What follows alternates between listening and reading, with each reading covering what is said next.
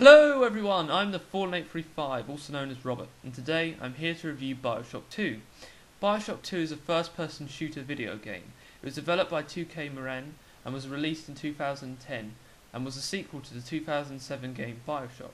The game opens with a cutscene set in 1958, just before the fall of Rapture. You play as an Alpha Series Big Daddy known as Subject Delta. You are there to protect a little sister. However, you are confronted by Sophia Lamb, the main antagonist of the game, who forces you to commit suicide through the use of a mind-controlling plasmid.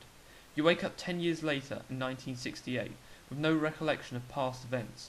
Your only goal is to relocate the little sister that you were once paired with, which you find out is Eleanor Lamb, while surviving the onslaught of spiders that Lamb has sent after you. This time, help comes in the form of Bridget Tenenbaum, a character from the first game who was responsible for the little sisters, and Augustus Sinclair, a businessman looking to take technology from the dying city. Like in the first game, you come across audio tapes, which fill in the gaps between games and develop characters further. As this is set 8 years after the events of the first game, the death of Andrew Ryan and the collapse of leadership has had an effect on the city. As you move around Rapture, you see that many areas are flooded or being reclaimed by the sea. This adds to the image that the city is falling apart. The enemies you encounter in the game have not changed since the first. Splicers and Big Daddies still roam the corridors looking for Adam. However, the game contains a new opponent, the Big Sister. Created by Lamb to maintain an ecological balance in Rapture, they protect the little sisters and can use plasmids to defend themselves. The weapons have changed considerably since the first game. New weapons including the rivet gun, a new rapid-fire machine gun, a hack tool, and of course the famous drill used by the Big Daddies, which takes over from the wrench as a melee weapon, while the research camera and shotgun remains the same. Unlike the weapons, the plasmids are similar to the first game, with Electrobolt, Incinerate and Telekinesis staying the same, while the only new plasmid is Scout.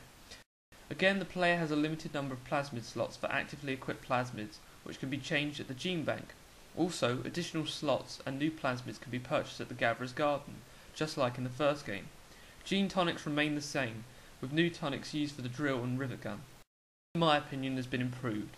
Instead of the previous minigame, which used tiles to make a pipe that connects the two sides of the table, the new minigame takes place in real time, and it takes the form of a horizontal bar at the bottom of the screen, with a needle moving back and forth across it. The objective is to land the needle in a specific area of the bar. Green means that you've successfully hacked the device. Blue means that you've hacked the device, and will receive an extra bonus from the one inside the device. And finally, red means that you've aborted the hack and alerted the local alarms. The storyline is still a diverse mixture of horror and fantasy, which still holds the wonder and mystery of Rapture, but delivers it to the player in a way which is familiar and recognisable. The returning characters add more familiarity to the game, and keep being developed despite many of them only appearing via the use of audio tapes. As a new character, Sinclair adds an element of humanity to the messed up world of Rapture, as he's helping you to find Eleanor. However, Sophia Lamb is just not as fascinating as Andrew Ryan, despite having the same role as him. The setting of the game is still unique, despite having explored Rapture before, as it takes place in an older part of the city. Outside of the structures and in the ocean lead to a much more immersive environment than in the first game. The game still has gore, but it's drastically reduced since the first Bioshock. The main use of it is when the player is using the drill weapon against their opponents. However, this becomes another game mechanic used to defeat enemies. The gameplay, at its core, is largely the same as Bioshock, however it improves on elements from the first game. No longer do you have to switch between active plasmids and weapons. They are both up at once, allowing you to kill opponents with bullets and powers at the same time. The graphics are similar, and the soundtrack works as well as it did in the first game. However, the biggest update from Bioshock 2 is the fact that it has online multiplayer known as the Fall of Rapture, which depicts the events of Rapture's civil war approximately 1 year before the events of the first game. The player can choose from a range of playable characters and compete in a number of game modes, including Survival of the Fittest, Civil War, and Capture the Sister. During team matches, you have a choice to play on either Ryan's team or Atlas's team. With each match, the player levels up and receives rewards for reaching certain ranks. 10 maps are available to play at the start, but more are purchasable via DLC content. The main criticism I have of the game is the single-player storyline. Despite having similar elements to the first game, such as recognisable characters, elements of horror and fantasy, there is no big reveal in the story, unlike the first game. This makes the game feel longer and more dragged out, as once you've completed your aim, the character has no drive.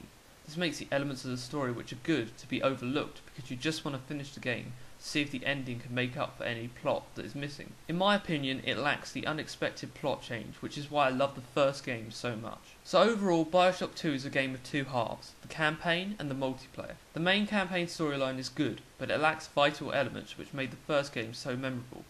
Characters are new, but most are just copies of ones from the first game, with a new name or occupation. The only exception is that of Sinclair, who adds a human side to your journey through the unnatural dystopia.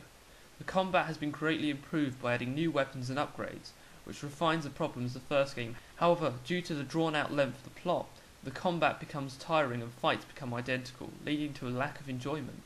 However, the choices that you make throughout the game have more of an impact on the ending, as there is numerous decisions in the game which the player will make, based on morality. The multiplayer is the opposite. It takes the combat from the campaign and adds the element of online play to make a gaming experience which is fun and unique, which many new games lack in their multiplayer.